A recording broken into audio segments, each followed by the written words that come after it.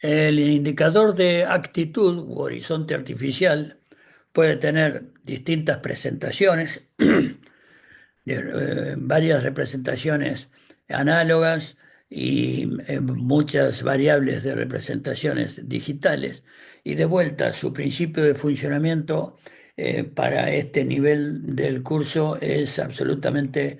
conceptual. No se trata de que comprendan y conozcan todo el mecanismo de relojería que interviene, sino fundamentalmente el efecto, la propiedad giroscópica aplicada a este tipo de instrumental. Estos tres instrumentos, el indicador de actitud, indicador de rumbo y coordinador de giros, necesita de giróscopo y es importante desde ese punto de vista.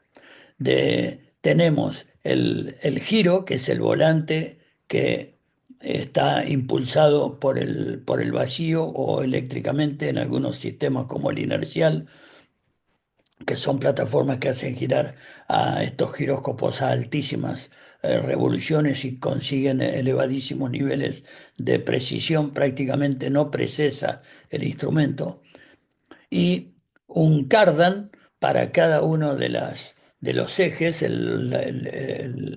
eje gira un eje de rotación, hay una referencia del horizonte, un cardan de cabeceo, etcétera, y eso lleva a que se muestre en un índice de rolido mostrado en la cartilla la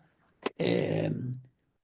rotación sobre su eje longitudinal del aeroplano y el movimiento de cabeceo que él mismo tenga. Por lo tanto, nos facilita, por ejemplo, en un aeroplano con ascenso, con viraje a la izquierda, nos va a mostrar cuántos grados respecto al horizonte el eje longitudinal del avión se está eh, inclinando hacia arriba y cuántos grados, en este caso 10, 20, 30 grados, está girando a la izquierda y en ascenso. Por el contrario, en un descenso con viraje a la derecha, nos va a indicar que este aeroplano está con 10 grados de nariz abajo y 30 también de inclinación, pero hacia la derecha. En el caso del indicador de rumbo, es un compás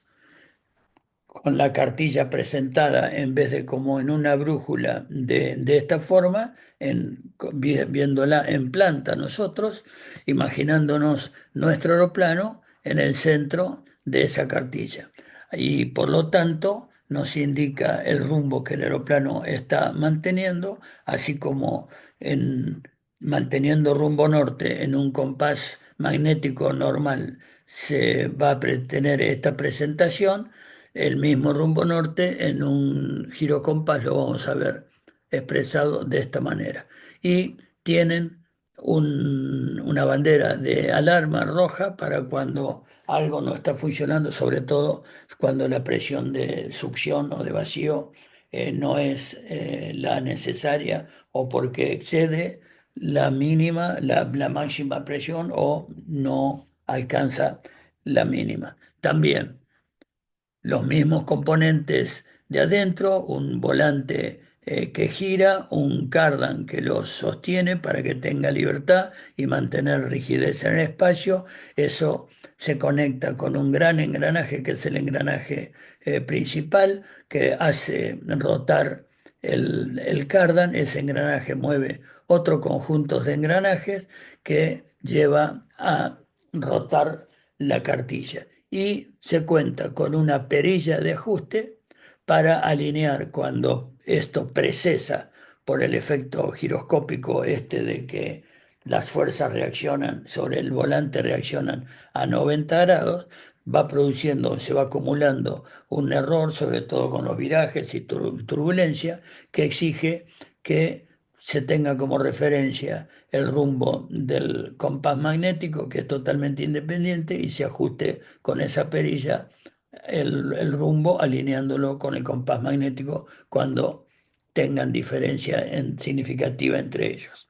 En cuanto al coordinador de virajes, facilita muchísimo al piloto efectuar virajes suaves y controlados, indicando además el régimen de giro y si la aeronave está deslizando o derrapando, o sea, si está haciendo un vuelo coordinado.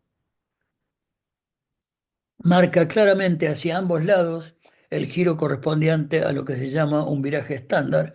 que es aquel con el que se recorrerá 360 grados, un giro completo en 2 minutos, o sea, una razón de 3 grados por segundo. Es lo que se considera un viraje estándar. Tiene el inclinómetro, que es totalmente autónomo, como una burbuja de un nivel de albañil, un volante que gira, que es lo que es impulsado por el vacío o eléctricamente, un cardan que sostiene todo eso para darle rigidez en el espacio y el cardan rota en ambos sentidos de manera tal de trasladar ese movimiento a, en este caso, el avioncito que funciona también de inclinómetro para señalarnos un viraje estándar, por ejemplo, de 2 minutos, es hacia la primera marca.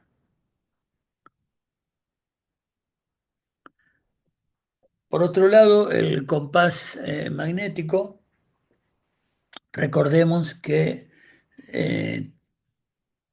es necesario mantener actualizado, lo sumo cada 2 años, la carta de desvío compás por las desviaciones que se produce inducción magnética debido a instalaciones dentro del aeroplano que puedan alterar la normal indicación del compás magnético. Y viéndolo de costado, si este de la izquierda sería el frente este que nosotros estamos mirando en cualquier tipo de compás magnético, y se configura que de una manera tal que habitualmente tiene una lámpara para que tener de noche eh, posibilidad de ver la indicación, una línea de fe, que es una línea muy delgada que nos marca la intersección de esa línea con la cartilla, nos va a indicar con mayor precisión el rumbo, esa línea índice, la cartilla rotativa, obviamente, que flota dentro de esta cámara con un líquido viscoso, eh, una lente que suele amplificar eh, la, la magnitud de cómo vamos a ver esa cartilla rotativa en los números, un sensor magnético, tornillos calibradores para cuando hay que calibrar este compás periódicamente, porque lo que se hace con esos tornillos es alejar o acercar imanes calibradores que afectan al imán permanente y hacen las correcciones, un orificio para eventual rellenado de barnolene, que normalmente es el líquido, el fluido que se utiliza, y una carcasa externa que contiene todo este conjunto, entre ellos lo que se denomina expansor, que es una cámara que permite eh, amortiguar los cambios de densidad del aire. El indicador de temperatura del aire exterior, Outside Air Temperature Indicator, es sumamente importante para el cálculo de la velocidad verdadera, como recordaremos, o la TAS, y también para tener muy presente las posibilidades de potenciales condiciones de engelamiento, tanto de engelamiento en la superficie del aeroplano como de formación de hielo en el carburador. Por lo tanto, en la combinación de determinadas temperaturas, como ustedes saben, con humedad visible, hay que estar muy atento y para eso el indicador de temperatura es muy útil. Hay, en general, los indicadores del tipo de arriba a la izquierda son los más comunes en los aeroplanos de la categoría que estamos viendo, como un 172. en donde tienen ambas escalas en grados centígrados y en grados Fahrenheit, perdón, y hay otros indicadores en determinados países que usan grados Fahrenheit, solamente lo indican en esa unidad.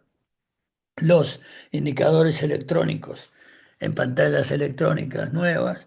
tienen indicación para aeronaves de alta performance, indicación de static air temperature, la temperatura exterior del aire ya no se llama o se designa como outside air temperature, sino static air temperature, temperatura del aire estático afuera, temperatura total, total air temperature. Fíjense que este aeroplano está manteniendo en este momento una true airspeed, una tasa, una velocidad verdadera con respecto a la masa de aire de 491 nudos. Bueno, una velocidad terrestre tiene viento a favor de 43 nudos, así que tiene 531 de velocidad terrestre. Pero fíjense que esta diferencia entre la temperatura total del aire, esta temperatura total del aire es 32 grados inferiores a la estática, que es la que nos importa para la performance del aeroplano. Bien, para confirmar todo esto, tenemos, por ejemplo, el computador Jeppesen, que a muchos de ustedes mucho no les gusta, pero fíjense que si yo tengo, por un lado, pressure altitude, cuando estoy manejándome en niveles de vuelo, son con referencia a la línea imaginaria de presión 1013 o 2992, o sea, pressure altitude. Entonces, si el aeroplano está volando con 47.000 pies, una pressure altitude de 47.000 pies, la pressure altitude es por 1000. Vengo acá y busco 45, 46, 47.000. Me va a dar, lo enfrento, perdón, con la calibrada que tengo, 200, 40, 241, 42, 43. 243 nudos. Perfecto. Con 243 nudos y 47.000 pies, tengo 59 grados bajo cero afuera. Esta línea es 0 grados. Para la izquierda y para la derecha, estas liñetas, cada una es 10 grados positivo hacia la derecha, estos son 50, la más gordita, y hacia la izquierda lo mismo, 10 grados negativo, 20, 30, 40, 50 negativo, 59. Busco 59 y la intercepto con una raya la línea de 59 grados, que es caprichosamente ondulada, la intercepto con esta línea espiralada que hay acá. Entonces, 10, 20, 30, 40, 50, la más gordita, 60 grados bajo cero, 59, la corto con la espiralada, bajo y leo la true airspeed, velocidad verdadera, 491 nudos. 450, ¿eh? 60, 70, 80, 90, y si sigo para abajo, me dice temperature rise, incremento de temperatura por fricción del aire, 32 grados. Fíjense, 30, 40, 32 grados. 32 grados es el incremento por fricción del aire que a esta velocidad está teniendo, por ejemplo, el borde de ataque del ala. Y acá lo tienen. 32 más 27, 59. O si lo quieren ver de otra manera es menos 59 más 32 es menos 27 la temperatura total a la que está expuesta la estructura del avión, pero aerodinámicamente la que importa es la estática, la temperatura exterior del aire. Este tipo de indicador que vimos a la izquierda, que es el que tiene el 172 y todas las aeronaves parecidas en categoría, no necesita compensar nada porque al régimen de velocidades que se desplazan, la temperatura por fricción es despreciable. Respecto a los instrumentos del motor, para un motor alternativo de 4 tiempos de aspiración normal, tenemos, si el motor tiene paso fijo, la hélice, nada más que RPM, y de lo contrario, con el acelerador controlaremos manifold, indicador de presión absoluta de manifold, en pulgadas de mercurio, y la hélice, las revoluciones de la hélice, el paso de la hélice lo voy a gobernar con el indicador de RPM y el control de la hélice. Es muy importante para el motor, el indicador de temperatura y presión de aceite es la vida del motor, por lo tanto, en general tienen marcados los límites mínimos y máximos y suele haber indicadores combinados o separados de presión y de temperatura. Y lo mismo para el indicador de temperatura de cabeza de cilindro, que también tiene marcas para el rango de tolerancia de temperatura, el rango de precaución y, y el máximo. Y lo mismo para el indicador de temperatura de gases de escape, muy útil para regular el óptimo eh, registro de mezcla de combustible-aire. Y lo mismo el indicador de flujo de combustible que nos indica el consumo en galones por hora, en libras, en la unidad que sea el flujo de combustible del motor. También tenemos instrumental para diversos sistemas, como el sistema de combustible del avión, como el indicador de cantidad de combustible para cada uno de los tanques, el indicador de succión, el nivel de succión que está proporcionando el sistema de vacío utilizado, el amperímetro, la demanda que está teniendo el sistema eléctrico, el voltímetro, cuántos volts está entregando el sistema, ya sea la batería o el generador o alternador, e instrumentos de navegación que ya lo vamos a ver en navegación en radioeléctrica más apropiadamente, pero a modo de mencionar los instrumentos a bordo, podemos contar con un indicador de ADF de cartilla fija, de cartilla móvil, un indicador de Horizontal Situation Indication, un indicador RMI, Radio Magnetic Indicator, que las agujas en todos los casos indican la dirección, están marcando como un dedo hasta dónde está determinada estación sintonizada en el equipo de eh, navegación que se ha seleccionado. El indicador de receptor de Bohr ILS, el indicador de medidor de distancias DME, indicadores y un montón de información proveniente de sistemas de Global Navigation System o GPS y sistemas eh, genéricamente denominados Flight Management System, sistemas de gestión integral del vuelo, acompañados generalmente en aeroplanos avanzados de un sistema anunciador de fallas que generalmente tienen una master warning que se enciende cuando alguna falla de las más graves como fuego en motor se presenta y es una luz roja que se enciende además de la que corresponde a la falla que se está produciendo. Y un master caution que es una alerta sobre falla de menor jerarquía, pero a la que hay que prestarle atención porque es una situación anormal. La master warning normalmente se considera una emergencia, está asociada a una emergencia, y la master caution a una situación anormal. Y los considerados Annunciator Panel genéricamente, justamente para situaciones eh, de las más comprometidas, tienen luz roja o ámbar, distintas eh, especificaciones de la falla particular que disparó la Master Warning o la Master Caution. Y están en verde generalmente como anunciando que son condiciones normales, pero que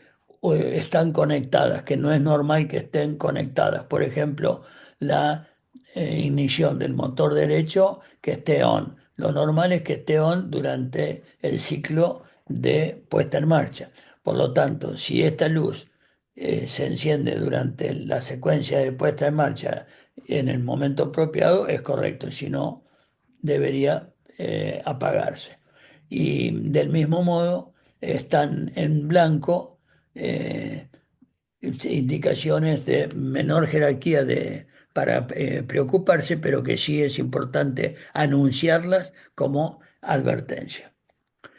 Esto, hay aeronaves que tienen sistemas muchísimo más complejos que este y otras no lo tienen y otras tienen un sistema bastante más simplificado que inclusive se coloca opcionalmente en un aeroplano que no venga configurado de fábrica así y se puede configurar manualmente, programar manualmente las fallas que uno quiera que se manifiesten en este panel anunciador. Como siempre, cualquier duda o inquietud, a los datos de contacto que figuran y si no, me pegan un telefonazo. Muchas gracias.